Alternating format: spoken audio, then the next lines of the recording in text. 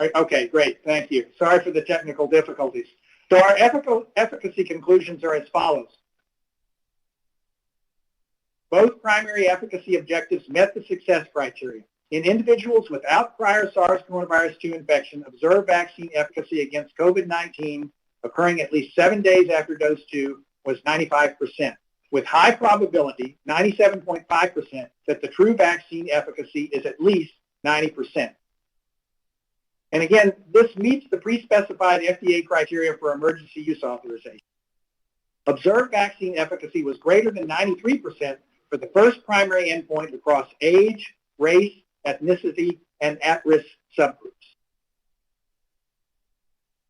Per the FDA definition, 9 severe COVID-19 cases were observed in the placebo group and 1 in the vaccine group as of the interim analysis cutoff dates, and 14 hospitalizations and associated morbidities were seen in placebo recipients versus 1 vaccine recipient hospitalization in a post-hoc analysis, providing further evidence to support efficacy against severe disease consistent with that seen against all COVID-19.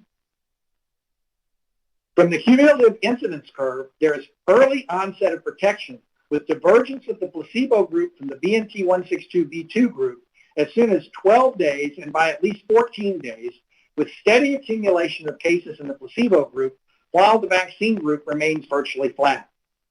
Overall, the efficacy results show that the vaccine at 30 micrograms provides protection against COVID-19 in participants who had or did not have prior SARS coronavirus 2 infection and COVID-19.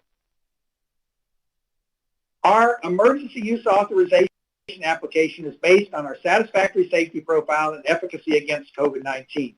The emergency use authorization will be seeking an indication for individuals who are 16 years of age and older.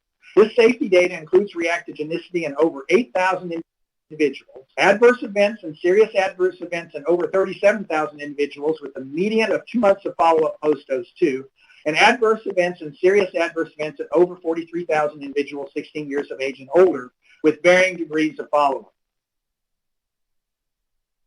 The BLA, which we plan to submit in 2021, will encompass reactogenicity in over 8,000 individuals and AEs and SAEs in at least 44,000 total participants. Of these, safety data will be provided from at least 6,000 participants with 6 months or more of safety follow-up post-dose 2. Additional data will include safety in a 12 to 15-year-old population, which is currently undergoing study as part of our current phase 2-3 trial. The efficacy that we have presented to you today is based on more than 164 SARS coronavirus 2 cases and immune response in adults 18 years of age and older. This also serves as the foundation of data for the BLA, which we plan to file by April of 2021. Additional planned analyses include efficacy against asymptomatic infection, evaluation for persistence of protection, and a 12 to 15-year-old immunobridging study.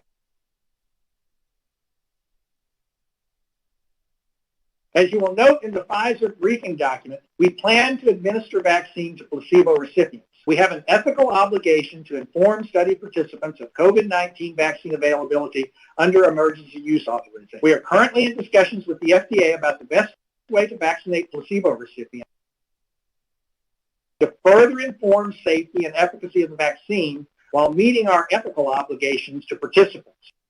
Eligible participants in the placebo group will have the option to receive the vaccine.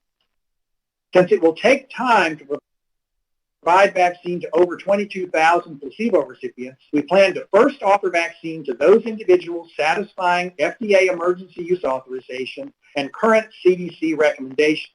Vaccination of other participants will expand over time. Participants will be given the option to remain blinded if they choose to do so through study completion. The study will continue for the planned 24 months regardless. Pfizer plans to meet FDA EUA guidance for risk and benefit during use of the vaccine under the emergency use authorization. First, let's talk about pharmacovigilance. Since this vaccine is likely to be administered to millions of people in a short time, we've expanded our capacity to process AE reports with an online adverse event reporting portal. Our signal detection activities will occur on a more frequent cycle. We have plans for future clinical studies to expand to the more vulnerable populations. Second, proactive risk minimization. Clear, comprehensive labeling and educational materials for vaccine providers will emphasize key messages about appropriate handling, storage, and preparation of the vaccine. And for vaccinees, emphasize the importance of following up for their second dose to maximize their protection. Product and cold chain will be monitored in real time. Third, pharmacoepidemiology studies. Several safety studies are planned to continue safety data collection. These will access healthcare information from millions of lives to monitor safety events, including adverse events of special interest. We know our vaccine works in the clinical study setting and plan to investigate its effectiveness in real-world use. And finally, collaborating with vaccine safety stakeholders. At a previous VRBPAC and this morning, we've heard about the FDA and CDC's planned programs for pharmacovigilance, including VAERS, CISA Network, Be Safe, and BSD, and we've shown you some of our plans, which are intended to be complementary to CDC and FDA planned pharmacovigilance activities. After approval, Pfizer will conduct test-negative design studies to demonstrate real-world effectiveness against severe disease with important endpoints like hospitalizations and emergency department visits in specific populations, and to understand vaccine efficacy when vaccine is used in real-world conditions and in broader populations. These studies will complement the CDC planned effectiveness studies. We also intend to conduct a number of studies recognizing that there are other populations that stand to benefit, and there are other things that we need to learn about the vaccine. These include boostability, studies in pediatrics and pregnancy, and use in immunocompromised populations. We also plan to explore a refrigerator-stable next-generation formulation and concomitant use with influenza vaccine. We look forward to expanding the safety, immunogenicity, and efficacy profile demonstrated today. So now that ends my summary of the clinical development program, and I'm pleased to turn our presentation back over to Dr. Catherine Jansen.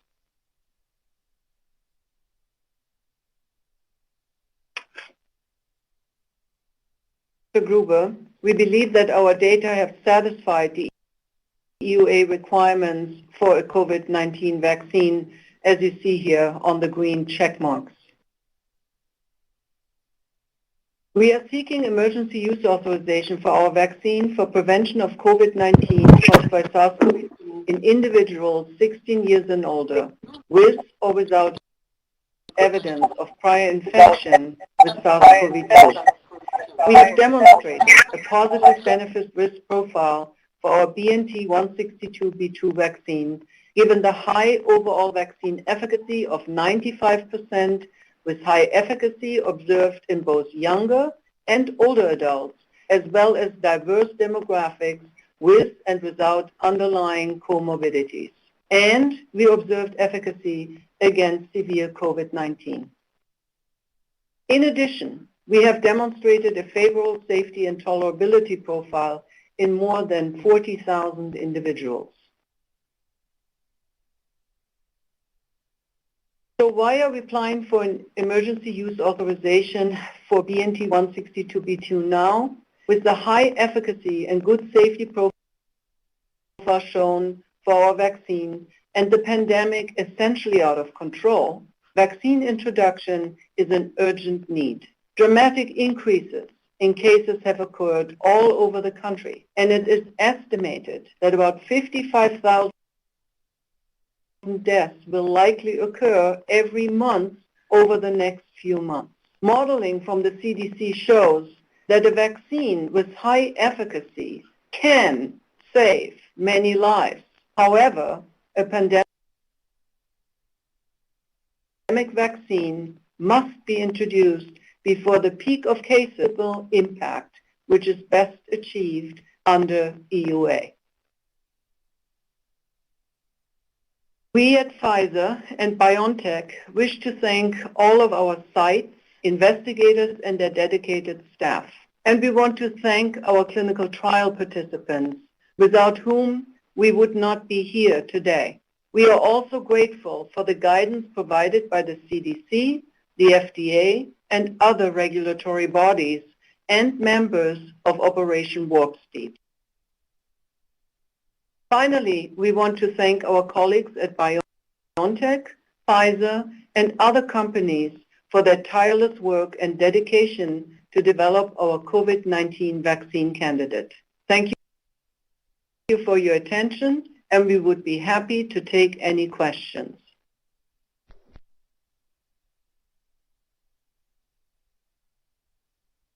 Thank you very much to both of you. I wanted first to ask Dr. Gruber about how he is going to be measuring asymptomatic infections. In addition, I wanted to let everybody know that Bill Gruber is not related to Marion Gruber. So, Bill? That's correct. Not to my knowledge. All right. If I understood you, heard you correctly, because there was a little bit of a delay, you were asking about our plans, how to monitor asymptomatic infection. So indeed, our protocol, our trial, was actually designed not just to look for symptomatic COVID-19, but also to monitor and explore whether our vaccine is efficacious against asymptomatic infection.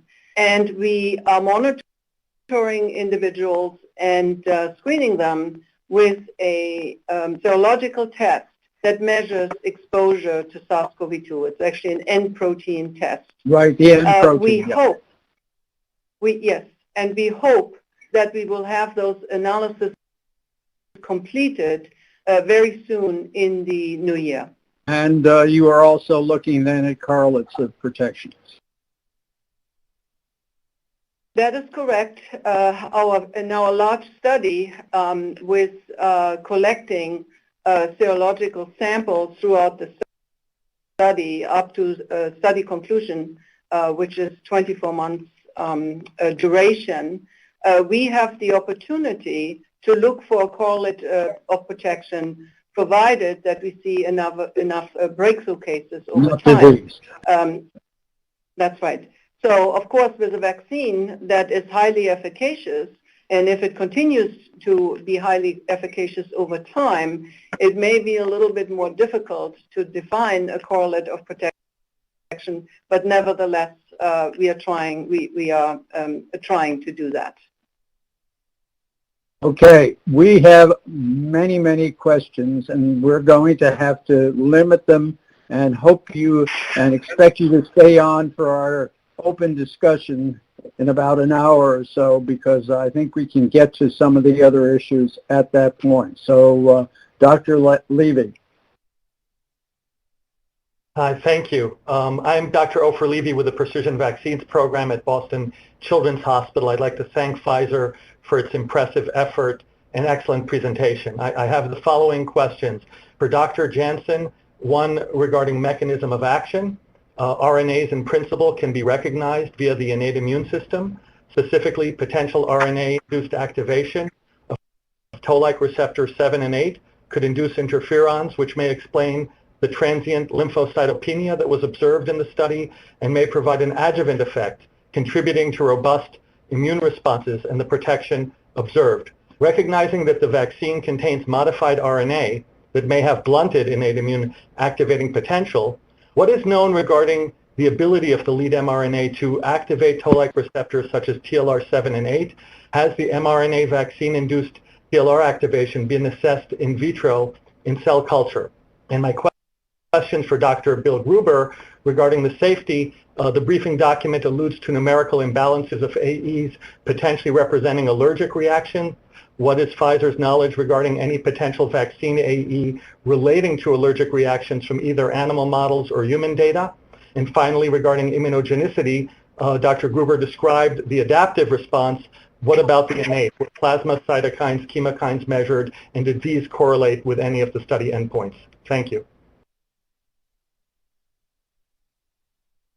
Yeah, so I would like to actually have Dr. Sahin describe in detail what we know about the mechanisms of actions. Let me just start out while Dr. Sahin is getting ready to say that one of the reasons that we shows the modified RNA platform for our vaccine is the reason that indeed it tempers, if you want, tunes down, if you want, the innate immune system. Because, as I mentioned earlier, we were looking for a candidate that would allow us to have a very, or would give us a vaccine with a very favorable safety profile. If I could ask Dr. Sain, please, to comment on the more detailed questions about signaling pathways for the mRNA vaccine candidates. Yeah.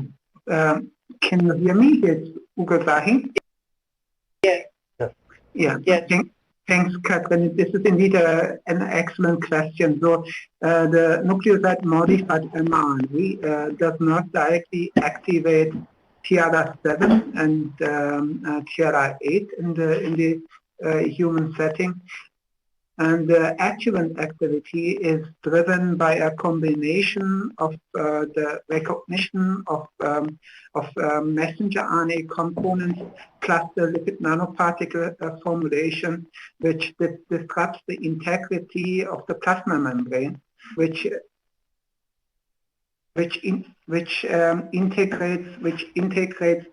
integrates innate immune stimulation signals that result in activation of the type 1 interferon pathway, and this results in cytokine secretion, resulting in the lymphocyte recirculation from the blood into the peripheral tissue. Thank you. Bill, you want to touch on the other part of the question? Sure, Catherine, and we can obviously, if there are additional questions, follow up in terms of pharmacovigilance. But I think the first question was about adverse events within the study. Amongst the 44,000 subjects, we saw no serious allergic reactions to the vaccine. There were no substantive differences in standard MEDRA queries in numbers between the BNT construct and the placebo groups analyzed on the 38,000 subject database. So within the clinical trial, we've actually not seen evidence to suggest a signal related to allergic reaction to the vaccine. Obviously, we're conscious of the report that's occurred with use in the UK, and perhaps Patrick Cabell can speak to that. As far as and maybe while he's preparing, let me just deal with the second part of your question, which was the nature of cytokine measurement and the like. The measurements that were obtained were the ones that I shared with you, and I think actually as of today, it's my understanding that this is now being published from the phase 1 trial, from the German trial, some of which I shared with you in talking about the CD4 responses. But we have not, as part of either our phase 1 trial in the United States or the phase 2/3 extension, looked specifically at cytokines as part of that trial. Thank you. Thank you. Thank you. Thank you. Dr. Moore.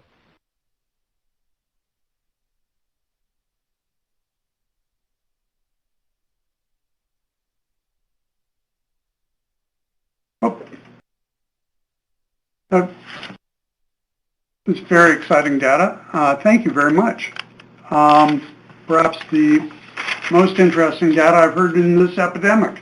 I have two questions for you. One is related to Ofer's question, which is the modified RNAs in this vaccine. Do we know anything about whether the modified RNAs undergo salvage, could be reincorporated into, for instance, DNA, or if cellular reverse transcriptases could possibly amplify them? or turn them into DNA? That's one question. Second one is, among the 8 people that were vaccine failures, do you have were you able to sequence the virus that came from those people, and was there evidence of antibody escape from your antigen? Yeah, so I will start with answering your last question, and then I'd like to get Dr. Phil Domitzer to be ready to address your first question. So as of the 8 individuals that had a vaccine failure in our study, we have not yet analyzed, for example, immune responses or anything else for those individuals. But we plan to do this, but we don't have the data today. And if I could ask Dr. Domitzer to answer the question that you had about the RNA. Yes, I guess there were 2 questions. One is, are the modified nucleosides recycled into other RNAs? And second, about the possibility of reverse transcriptase transforming the RNA to DNA. We do not have data on recycling of the modified nucleoside. Although it's theoretically possible for a reverse transcriptase to act on RNA, we think that the probability is actually quite low that this would occur. These RNAs have no signals that would make them preferential substrates for reverse transcriptase. They're present transiently in a relatively low amount. And we actually have very recent data indicating that actually it's a relatively modest amount of RNA that gets into the cell, and we actually don't see it getting into the nucleus where this would occur. So there doesn't seem to be any greater likelihood that a vaccine RNA would end up reverse transcribed than a cellular RNA. Thank you. Okay, thank you. Dr. Offit.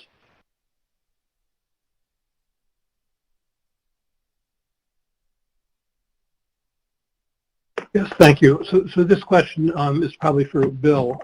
First of all, thank you for an excellent presentation. The one thing that's been raised is that there roughly were 162 participants who got sick that were in the placebo group, which would mean a disease rate of about 0.74%.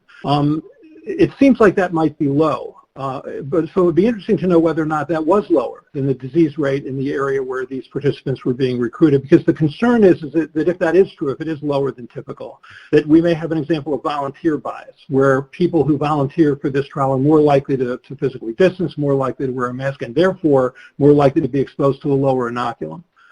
So could you comment on that? Was that 0.74% disease rate lower than you were seeing in that area, or was that typical for the areas where you were recruiting? Bill? Yeah, I think, of course, it's a good question, Dr. Offit. The rate of disease that we were seeing, I think, was relatively typical of not only the area, but thinking ahead to the nature of this population. On the one hand, this is a population that we recruited because they were at increased risk, but they also were voting with their feet to be part of a vaccine trial. And hence we assume that, of course, they were, and we certainly encourage them to take the appropriate sorts of social distancing measures and masking. So I expect it was probably some combination of the two. The other thing to keep in mind is that this trial, although it's been very, short duration in terms of being able to get to our efficacy endpoint, did span a period of time, particularly in the United States, where rates dropped.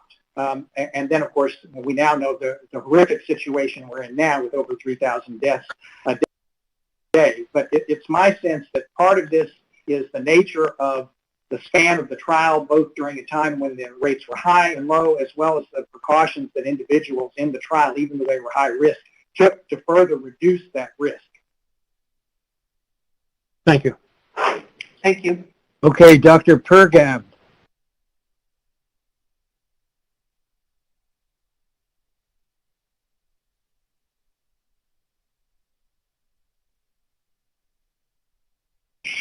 Thanks. First of all, I just want to thank Pfizer again for, first of all, presenting this data. And I want to really thank them for providing this data to the public as well, because I think the way that they presented this data to the community was really important for many different reasons. I've been curious about enrollment related to risk categories. The large proportion of people in this trial are white, and there's about, I think I characterized 46% had the comorbidity, and a certain number were of older age, et cetera. My curiosity is about timing of enrollment, and those high-risk groups.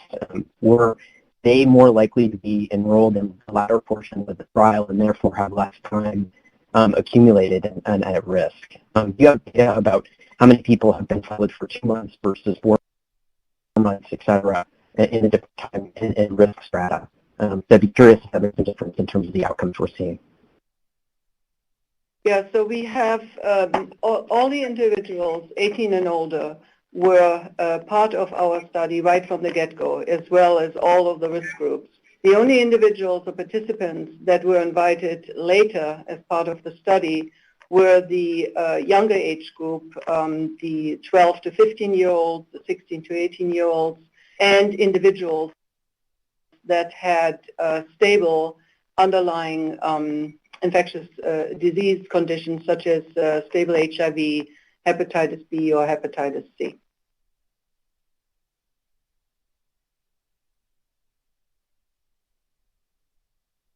Okay, thank you. Dr. Benacloce.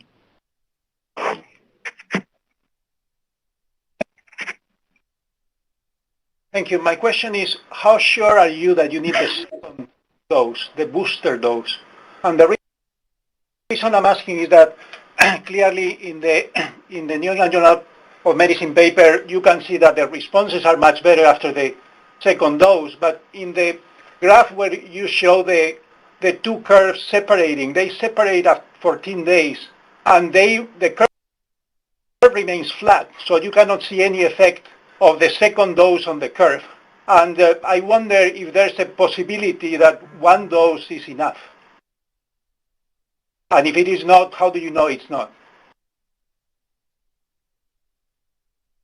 So we are obviously interested to evaluate in our vaccine study the persistence of protection over time.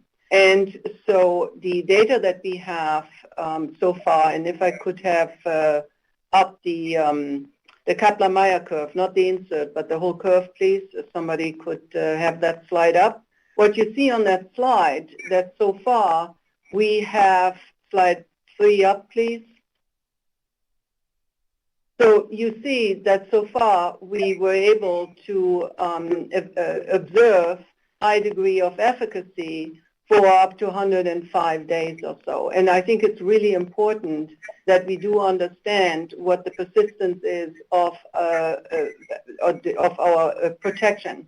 So we cannot conclude to say that after a single dose we would see a similar persistence of infection.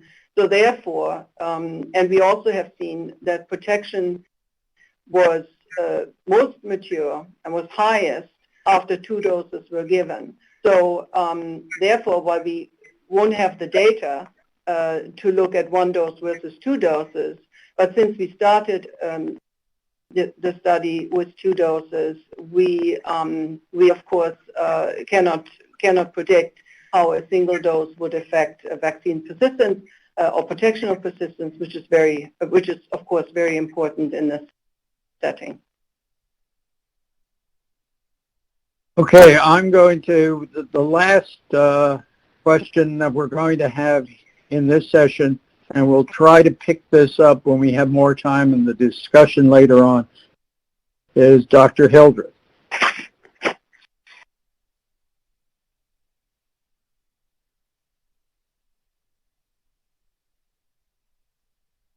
So Dr. Hildreth, the floor is yours.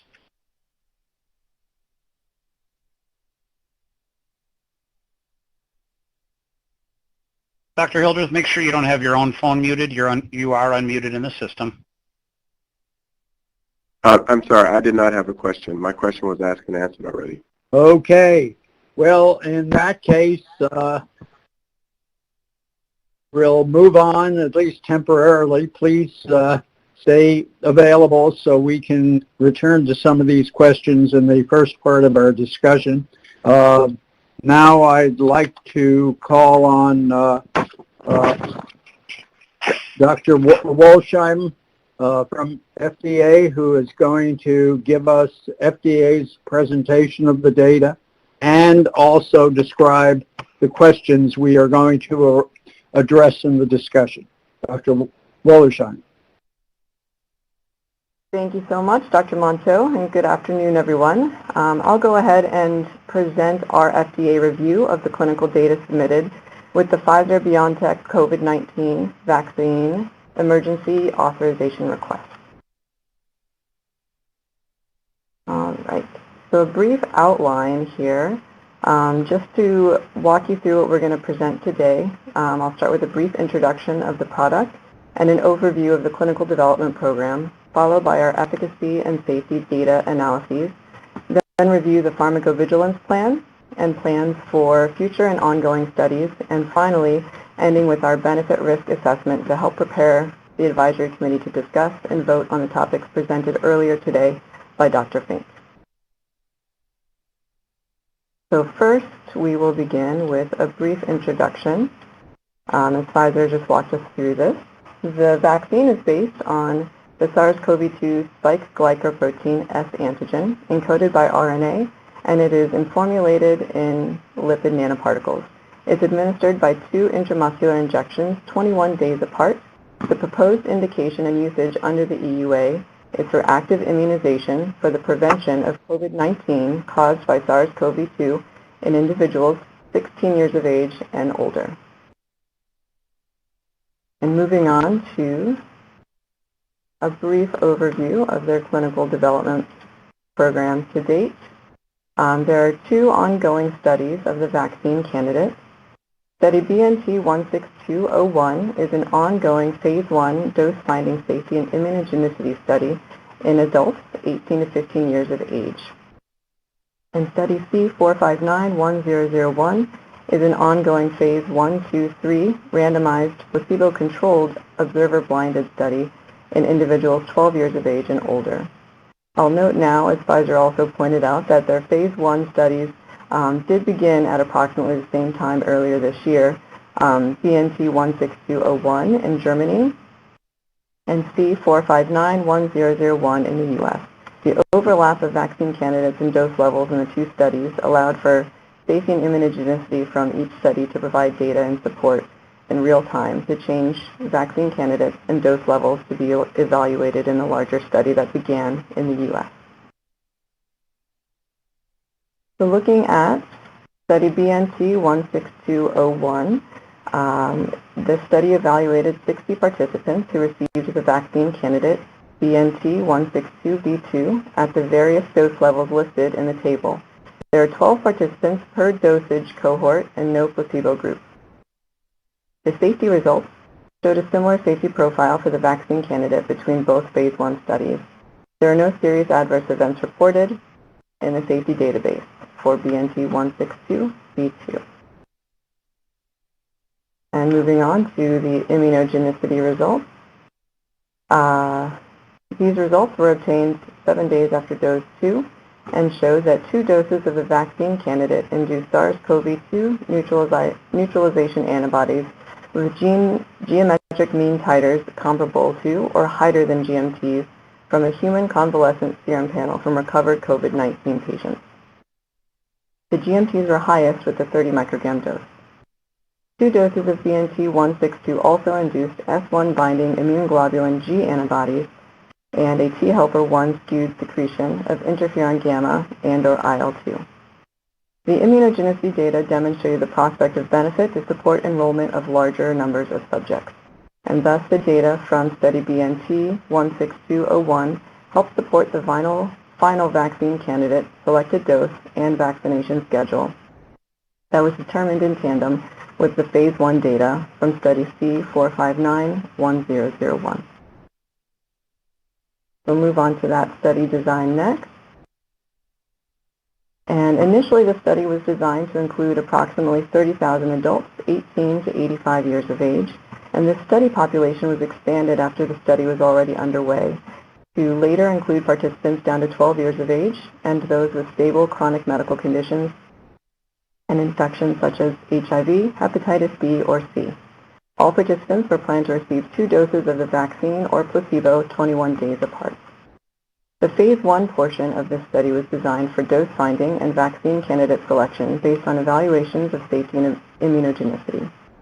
90 participants were randomized 4-to-1 to receive vaccine or placebo in cohorts of 15 per dose level, separated into 2 age groups of participants, 18 to 55 years of age and 65 to 85 years of age. The dosing began at the lower dose levels in participants in the younger age group, and the dose was escalated only after safety review, and the older age group was vaccinated with the same vaccine dose and candidate following a satisfactory safety review of the same dose in the younger age group. The numbers of participants who received the various dose levels of the 2 vaccine candidates evaluated are displayed there. These Phase 1 results, in combination with those from the study BNT16201, determine the final vaccine candidate to move forward into Phase 2 and 3. Let me go one back here. And the study design for Phase 2 and 3 included a randomization of 1-to-1 for participants to receive either the vaccine candidate or placebo and to evaluate the safety and the efficacy of the vaccine candidate. The first 360 participants enrolled were specified as an expanded cohort to further evaluate safety and immunogenicity, and any COVID-19 cases from these participants also contributed to the overall Phase 3 efficacy population. Enrollment was stratified by age as displayed, with a goal of 40% in the oldest age group, representing a population at risk for COVID-19. The total number of participants 6 years of age and older that were randomized in the Phase 2 and 3 as of November 14th was 43,551. And here is a graphic to show the overall study design as planned, with the point in time for the data cutoff identified in yellow, for which we have the data to present to you today. Participants either received vaccine or placebo 21 days apart, and surveillance for potential COVID-19 symptoms began after the first dose. The presence of any of these symptoms would trigger an illness visit for collection of the details about the symptoms and collection of a nasal swab for PCR testing. Additionally, participants had blood drawn prior to dose 1, as well as nasal swabs prior to each dose for SARS-CoV-2 PCR testing to evaluate for the evidence of baseline infection. Participants were vaccinated and followed immediately after each vaccination for 30 minutes for any acute reactions, and then also followed for unsolicited adverse events for 1 month after their last dose, and for serious adverse events for 6 months after their last dose. A subset of participants were designated as the reactogenicity subset and reported daily solicited adverse reactions for 7 days following each dose. All participants are planned to have 2 years of follow-up for possibly related serious adverse events or deaths as well. Moving on to the case definitions here. On the right-hand side of the slide is the case definition for the primary endpoint, which included at least one of the listed symptoms and a positive SARS-CoV-2 PCR test obtained within 4 days of the symptomatic period. And on the right side of the screen is the case definition for one of the secondary efficacy endpoints, which is severe COVID-19 disease. This case definition was met for confirmed COVID-19 cases, as shown on the right, who also had any one of the listed more severe criteria, based on vital signs, the need for medical intervention for respiratory failure, shock, intensive care unit admission, or death. And moving on to the primary efficacy endpoint. The primary endpoint definition was using the case definition from this previous slide, confirmed COVID-19 cases